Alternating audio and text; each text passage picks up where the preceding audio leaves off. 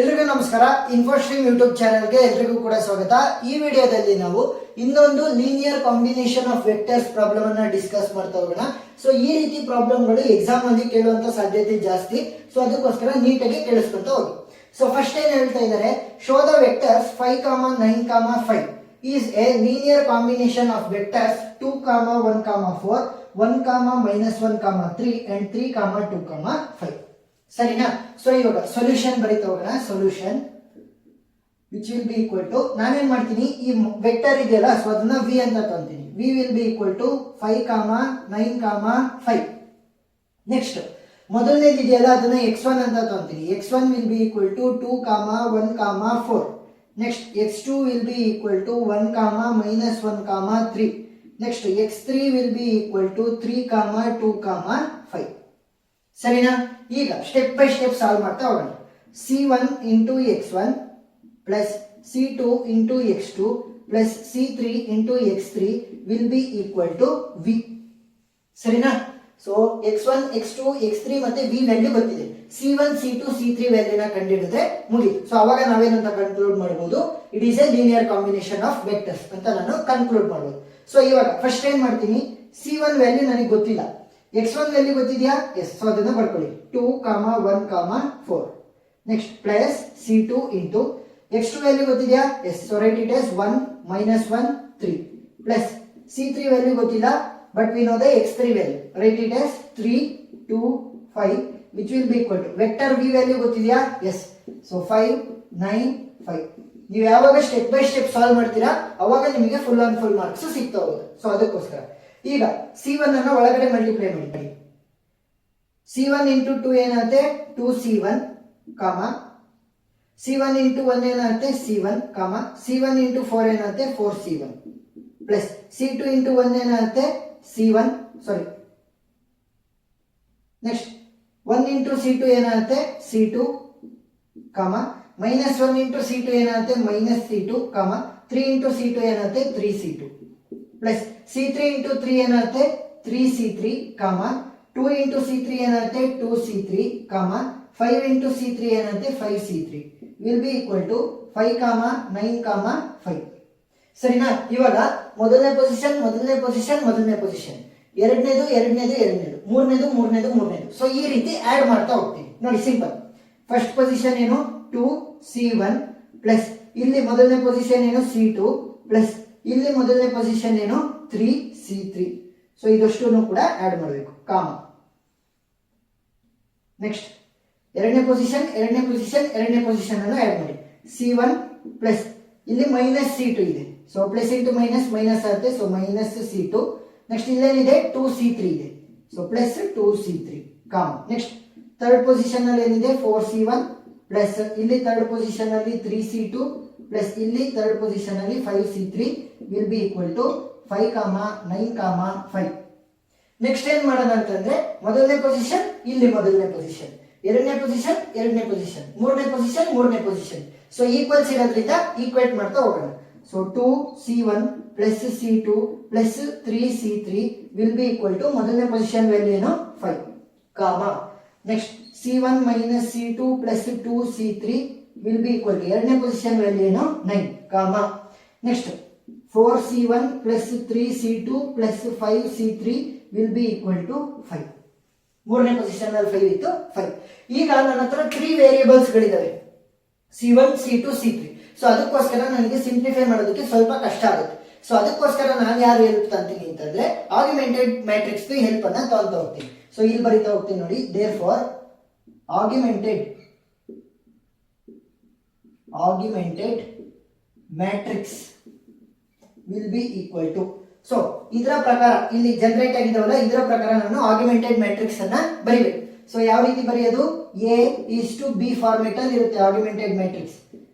ನೋಡಿ ತೋರಿಸ್ತೀನಿ ಯಾವ ರೀತಿ ಅಂತ. First c1, c2, c3. So c1 ಇನ ಕೋಎಫಿಷಿಯಂಟ್, c2 ಕೋಎಫಿಷಿಯಂಟ್ಸ್, c3 ದು ಕೋಎಫಿಷಿಯಂಟ್. ಸೊ ಫಸ್ಟ್ c1 ಪಕ್ಕದಲ್ಲಿ ಏನಿದೆ? 2. So 2 is the coefficient of c1. Next ಇಲ್ಲಿ c2 ಪಕ್ಕದಲ್ಲಿ ಏನಿದೆ? ಏನಿಲ್ಲ ಅಂತಂದ್ರೆ 1. ನೆಕ್ಸ್ಟ್ c3 ಪಕ್ಕದಲ್ಲಿ ಏನಿದೆ? 3. ಇಷ್ಟು ಈಕ್ವಲ್ ಇಂದ ಈ ಕಡೆ ಏನಿದೆ? 5. ಸೊ 5 ಅಂತ ಬರೀಬೇಕು. ಸೊ ಇದಷ್ಟು ಕೂಡ A part, this is B part. Next ಇಲ್ಲಿ C1 ಪಕ್ಕದಲ್ಲಿ ಏನೂ ಇಲ್ಲ ಅಂತಂದ್ರೆ 1, C2 ಪಕ್ಕದಲ್ಲಿ ಏನಿಲ್ಲ ಬಟ್ ಇಲ್ಲಿ ಮೈನಸ್ ಇದೆ, ಮೈನಸ್ ಸೇರ್ಸ್ ಬರೀಬೇಕು -1. ನೆಕ್ಸ್ಟ್ ಇಲ್ಲಿ C3 ಪಕ್ಕದಲ್ಲಿ ಏನಿದೆ 2 ಇದೆ is equal to 9. Next 4C1 ಇದೆ, ಸೊ 4. ನೆಕ್ಸ್ಟ್ ಇಲ್ಲಿ 3 ಇದೆ, ನೆಕ್ಸ್ಟ್ ಇಲ್ಲಿ 5 ಇದೆ, ನೆಕ್ಸ್ಟ್ ಇಲ್ಲಿ 5.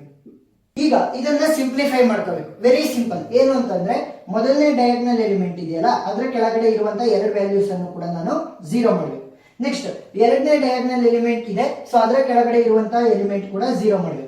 ನೆಕ್ಸ್ಟ್ ಮೂರನೇ ಡಯಾಗ್ನಲ್ ಎಲಿಮೆಂಟ್ ಇದೆ, ಅದರ ಕೆಳಗಡೆ ಯಾವುದೇ ಎಲಿಮೆಂಟ್ಸ್ ಗಳು ಕೂಡ ಇಲ್ಲ. ಏನು ಸಿಂಪಲ್, ಡಯಾಗ್ನಲ್ ಎಲಿಮೆಂಟ್ಸ್ ಕೆಳಗಡೆ ಇರುವಂತ ವ್ಯಾಲ್ಯೂಗಳನ್ನ 0 ಮಾಡಿದ್ರೆ ನನಗೆ ಈಸಿ ಆಗ್ತಾ ಹೋಗುತ್ತೆ. ಸರಿನಾ? ಈಗ ಫಸ್ಟ್ ಏನ್ ಮಾಡ್ತೀನಿ ಅಂತಂದ್ರೆ ಇಲ್ಲಿ 1 ಮತ್ತೆ 4 ಅನ್ನು ನಾನು 0 ಮಾಡಬೇಕು. ಸಿಂಪಲ್ ಟೆಕ್ನಿಕ್ ಅನ್ನ ಹೇಳ್ಕೊಡ್ತೀನಿ, ನೀಟಾಗಿ ಫಾಲೋ ಮಾಡಬೇಕು. ಏನು, ನಾನಿಲ್ಲಿ this is column number, so this is row number 1, this is row number 2, this is row number 3. Horizontal ಇದ್ರೆ ರೋ, ಈ ತರ ಇದ್ರೆ ಕಾಲಮ್ ಅಂತ ಅರ್ಥ. ಸರಿನಾ? ಸೊ ಇವಾಗ ರೋ ಆಪರೇಷನ್ ಅನ್ನ ಅಪ್ಲೈ ಮಾಡಿ. ಏನಂತ, ರೋ 2 ಅಲ್ಲಿ ಚೇಂಜಸ್ ಮಾಡ್ತಾ ಇರೋದು. ಸೊ ರೋ 2 ಅಲ್ಲಿ ಇರುವಂತ 1 ಅನ್ನ ನಾನು 0 ಮಾಡಬೇಕು. ಸೊ ರೋ 2 ಅಲ್ಲಿ ಚೇಂಜಸ್ ಅನ್ನ ಮಾಡ್ತಾ ಇದ್ದೀನಿ ವಿತ್ ರೆಸ್ಪೆಕ್ಟ್ ಟು ರೋ 1.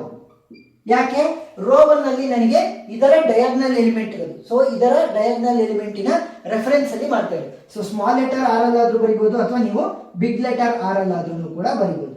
ಸರಿನಾ? ಸೊ ಸ್ಮಾಲ್ ಲೆಟರ್ ಅಲ್ಲೇ ಬರೀಬೇಕು ಅಂತ ಏನಿಲ್ಲ. ಈಗ ನಾನು ಈ 1 ಅನ್ನ 0 ಮಾಡೋದು ಯಾವ ರೀತಿ? ಸಿಂಪಲ್. R2 ಅಲ್ಲಿ ಇರುವಂತ 1 ಅನ್ನ R1 ಜೊತೆ ಬರೀರಿ, R1 ಅಲ್ಲಿ ಇರುವಂತ 2 ಅನ್ನ R2 ಜೊತೆ ಬರೀರಿ, ಮಧ್ಯೆ ಮೈನಸ್ ಹಾಕ್ರಿ. ಏನ್ ಸಿಂಪಲ್ ಟೆಕ್ನಿಕ್. R1 ಅಲ್ಲಿ ಇರುವಂತ 2 ಅನ್ನ R1 ಅಲ್ಲಿ ಇರುವಂತ 2 ಅನ್ನ R2 ಜೊತೆ ಬರೀರಿ, R2 ಅಲ್ಲಿ ಇರುವಂತ 1 ಅನ್ನ R1 ಜೊತೆ ಬರೀರಿ, ಉಲ್ಟಾ ಬರೀರಿ, ಮಧ್ಯೆ ಮೈನಸ್ ಹಾಕ್ರಿ ಅಷ್ಟೇ. So 1 into R1 will be R1. So ಮತ್ತೆ 1 ಅನ್ನು ಮಲ್ಟಿಪ್ಲೈ ಮಾಡುವಂತ ಅವಶ್ಯಕತೆ ಇಲ್ಲ. 2 into R2 ಮೈನಸ್ R1 ಉಳ್ಕೊಂತು.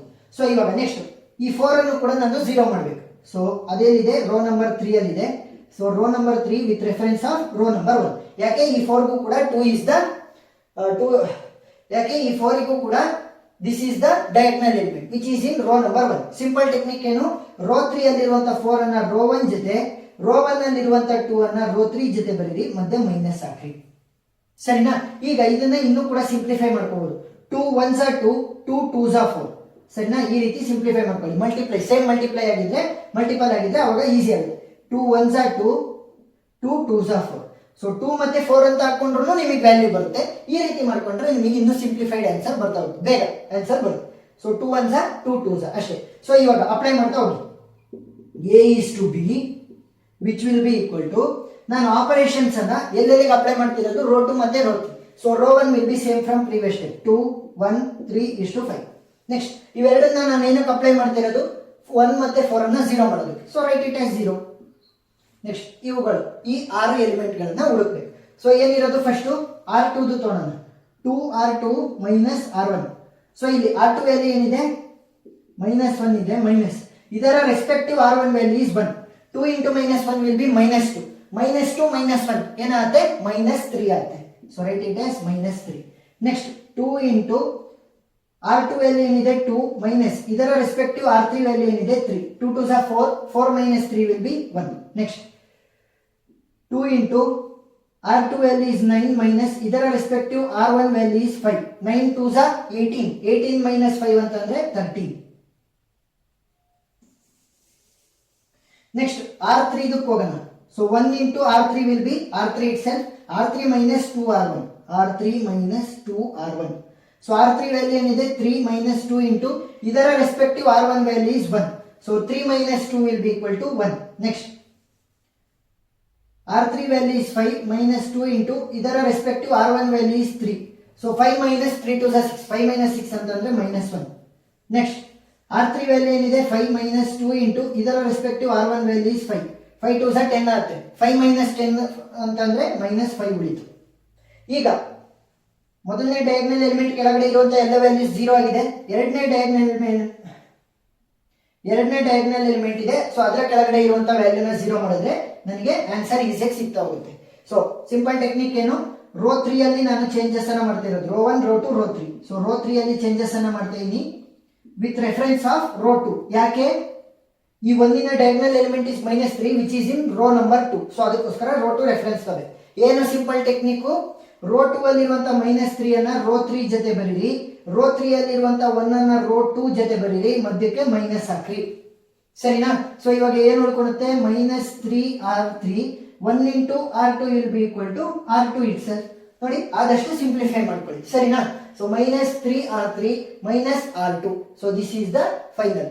ಸೊ ಇವಾಗ ಇದನ್ನ ಅಪ್ಲೈ ಮಾಡಿದ್ರೆ ಫೈನಲ್ ಆನ್ಸರ್ ಏನ್ ಬರುತ್ತೆ, a is to b which will be equal to, ನಾನು ಇವಾಗ ಆಪರೇಷನ್ಸ್ ಅನ್ನ ಯಾವ ರೋಗೆ ಅಪ್ಲೈ ಮಾಡ್ತಿರೋದು, row 3. So row 1 and row 2 will remain as it is. 2 1 3 is to 5 0 -3 1 is to 13. So ಒಂದ್ಸಲಿ 0 ಆಗಿದೆ ಅಂತಂದ್ರೆ ಅದು ಚೇಂಜ್ ಆಗಲ್ಲ. ಸರಿನಾ? ಸೊ 0 ಅಂತ ಬರೀಬೇಕು. ಈ ಒಂದು ಈಕ್ವೇಶನ್ ಅನ್ನ ನಾನು ಏನಕ್ಕೆ ಅಪ್ಲೈ ಮಾಡ್ತಾ ಇದೀನಿ, ಈ 1 ಅನ್ನ 0 ಮಾಡೋದಕ್ಕೆ. So write it as 0. Next -3 r3 value ಏನಿದೆ, -1 ಇದೆ, ಮೈನಸ್ ಇದರ ರೆಸ್ಪೆಕ್ಟಿವ್ r2 ವ್ಯಾಲ್ಯೂ ಏನಿದೆ, 1 ಇದೆ.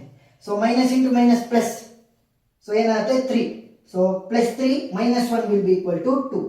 ನೆಕ್ಸ್ಟ್ -3 ಇಂಟು r3 ವ್ಯಾಲ್ಯೂ ಏನಿದೆ, -5 ಮೈನಸ್ ಇದರ ರೆಸ್ಪೆಕ್ಟಿವ್ r2 ವ್ಯಾಲ್ಯೂ ಏನಿದೆ, 13. ಸೊ ಮೈನಸ್ ಇಂಟು ಮೈನಸ್ ಏನಾಗುತ್ತೆ, ಪ್ಲಸ್ 5 3 15 +15 -13 ಏನಾಗುತ್ತೆ, 2 ಆಗುತ್ತೆ. So 2 will be the answer. ಈಗ ನಾನು ವೆರಿ ಈಸಿಯಾಗಿ C1 C2 C3 ವ್ಯಾಲ್ಯೂನ ಕಂಡುಹಿಡ್ಕೋಬಹುದು. ಯಾವ ರೀತಿ, ಸೊ ಇವೆಲ್ಲವೂ ಕೂಡ C1 ನ ಕೋಎಫಿಷಿಯಂಟ್ ಇದ್ದು, ಇವೆಲ್ಲವೂ ಕೂಡ C2 ಕೋಎಫಿಷಿಯಂಟ್, ಇದೆಲ್ಲ C3 ಕೋಎಫಿಷಿಯಂಟ್ಸ್ ಇದ್ದು ಅಲ್ವಾ. ಎಸ್. ಸೊ ಸಿಂಪಲ್ ಆಗಿ ಫಸ್ಟ್ ಕೆಳಗಡೆಯಿಂದ ಶುರು ಮಾಡ್ಕೊಳ್ಳಿ.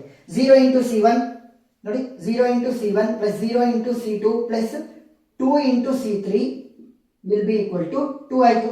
0 into anything will be 0, 0 into anything will be 0. 2 into C3 will be equal to 2. So 2 cancel ಆದ್ರೆ C3 will be equal to 1. ಸರಿನಾ? ಇಲ್ಲ ಅಂತಂದ್ರೆ ಅರ್ಥ ಆಗಲಿಲ್ಲ ಅಂತಂದ್ರೆ ಈ 2 ಕೆಳಗಡೆ ಹೋಗುತ್ತೆ, ಮಲ್ಟಿಪ್ಲಿಕೇಶನ್ ಆಗಿರೋದ್ರಿಂದ 2 1s are 2 ಅಷ್ಟೇ, ಸಿಂಪಲ್. ಈಗ ನನಗೆ C3 ವ್ಯಾಲ್ಯೂ ಗೊತ್ತಾಯ್ತು, ಇದಾಯ್ತು. ನೆಕ್ಸ್ಟ್ ಅದರ ಮೇಲ್ಗಡೆದು 0 into C1 plus -3 into C2 plus into minus will be -3 into C2 plus 1 into C3 will be equal to C3 which will be equal to 13 ಆಯ್ತಾ. ಈಗ simple, 0 into anything will be equal to 0, -3 into C2 value ನನಗೆ ಗೊತ್ತಿಲ್ಲ, plus C3 value ಏನಿದೆ 1 which will be equal to 13. So ಈಗ ನನಗೇನು value ಬೇಕಾಗಿರೋದು, C2 value ಬೇಕು. So ಅದಕ್ಕೋಸ್ಕರ ಈ -C2 ನ ಆ ಕಡೆ ಕಳಿಸ್ತೀನಿ, +13 ಅನ್ನ ಈ ಕಡೆ ತರ್ತೀನಿ. ಸೊ 1 ಹಂಗೆ ಉಳ್ಕೊಳ್ಳುತ್ತೆ, +13 ಈ ಕಡೆ ಬಂದ್ರೆ -13 ಆಗುತ್ತೆ which will be equal to -3C2 ಆ ಕಡೆ ಹೋದ್ರೆ +3C2 ಆಗುತ್ತೆ. ಸೊ 1 -13 ಅಂತಂದ್ರೆ -12 ಡಿವೈಡೆಡ್ ಬೈ ಈ 3 ಅನ್ನ ಈ ಕಡೆ ಕಳಿಸಿದ್ರೆ ಏನಾಗುತ್ತೆ, ಇಲ್ಲಿ ಮಲ್ಟಿಪ್ಲಿಕೇಶನ್ ಇರೋದ್ರಿಂದ ಡಿನಾಮಿನೇಟರ್ ಬರುತ್ತೆ. So which will be equal to C2 ಆಯ್ತು. ಸೊ C2 ವ್ಯಾಲ್ಯೂ ಏನಾಗುತ್ತೆ, -12 ಡಿವೈಡೆಡ್ ಬೈ 3 ಅಂತಂದ್ರೆ -4. So C2 value is equal to -4. Next last one, ಇದನ್ನ ಯೂಸ್ ಮಾಡ್ಕೊಳ್ಳೋಣ. 2 into C1 plus 1 into C2 ಅಂತಂದ್ರೆ C2 ಆಗುತ್ತೆ, plus 3 into C3 will be equal to 5. So C1 value ಗೊತ್ತಿಲ್ಲ, 2C1 plus C2 value ಏನಿದೆ -4 ಇದೆ, plus 3 into C3 value is 1 which will be equal to 5. ಸರಿನಾ? So 2C1 plus into minus -4 plus 3 which will be equal to 5. So ಇವಾಗ -4 plus 3 ಏನಾಗುತ್ತೆ, -1 ಆಗುತ್ತೆ. -1 ಆ ಕಡೆ ಕಳಿಸಿದ್ರೆ ಏನಾಗುತ್ತೆ, +1 ಆಗುತ್ತೆ. So 2C1 will be equal to 6. C1 is equal to 6 divided by 2 which is equal to 3. So ಈಗ ನನಗೆ C1 ವ್ಯಾಲ್ಯೂ ಗೊತ್ತಾಗಿದೆ, ದಟ್ ಈಸ್ 3. ಸೊ ಇಲ್ಲಿ ಬರ್ಕೊಂತೀನಿ. therefore C1 is equal to 3, C2 is equal to -4, C3 is equal to 1. So ಈಗ starting ಅಲ್ಲಿ ಬರ್ಕೊಂಡಿದ್ವಲ್ಲ, C1 into x, C2 into x2 plus C3 into x3 ಅಂತ. So ಈ ಜಾಗಕ್ಕೆ substitute ಮಾಡಿ. C1 value ಏನಿದೆ 3, therefore last step ಅಲ್ಲಿ ಬರೀಬೇಕು. So 3 into x1 value ನನಗೆ ಗೊತ್ತಿದೆ 2, 1, 4 ಪ್ಲಸ್ C2 ವ್ಯಾಲ್ಯೂ ಗೊತ್ತಿದೆ ಏನು, -4. So plus into minus minus ಆಗುತ್ತೆ. So -4, x2 value is 1, -1, 3 plus C3 value is 1. So 1 into 3, 2, 5 which will be equal to v vector, that is 5, 9, 5. So ಲಾಸ್ಟಿಗೆ ಏನಂತ ಬರೀಬಹುದು, is a linear combination. ಸರಿನಾ? C1, C2, C3 ವ್ಯಾಲ್ಯೂಗಳು ನನಗೆ correct ಆಗಿ ಸಿಕ್ಕುದು ಅಂತ ಅಂದ್ರೆ, so ನಾನು ಅದನ್ನ ಏನಂತ ಕರಿಬಹುದು, ಲೀನಿಯರ್ ಕಾಂಬಿನೇಷನ್ ಅಂತ ಕರಿಬಹುದು. ಸೊ ಇನ್ನು ಡಿಫರೆಂಟ್ ಪ್ರಾಬ್ಲಮ್ಸ್ ಅನ್ನ ಸಾಲ್ವ್ ಮಾಡ್ತಾ ಹೋಗಿ, ಅವಾಗ ನಿಮಗೆ ನೀಟಾಗಿ ಕಾನ್ಸೆಪ್ಟ್ ಅರ್ಥ ಆಗುತ್ತೆ. ಸೊ ಆ ವಿಡಿಯೋಗಳೆಲ್ಲ ನಿಮಗೆ ಡಿಸ್ಕ್ರಿಪ್ಷನ್ ಅಲ್ಲಿ ಸಿಗ್ತವೆ, ಪ್ಲೇ ಲಿಸ್ಟ್ ಅಲ್ಲಿ ನೀವು ನೋಡ್ಬೋದು. ಏನೇ ಡೌಟ್ ಇದ್ರೂ ಕೂಡ ನನಗೆ ಕಾಂಟ್ಯಾಕ್ಟ್ ಮಾಡಿ, ನಾನು ಕ್ಲಾರಿಫೈ ಮಾಡ್ತೀನಿ. ವಿಡಿಯೋ ಇಷ್ಟ ಆಗಿದ್ರೆ ಸಬ್ಸ್ಕ್ರೈಬ್ ಆಗೋದನ್ನ ಮರಿಬೇಡಿ. Thank you.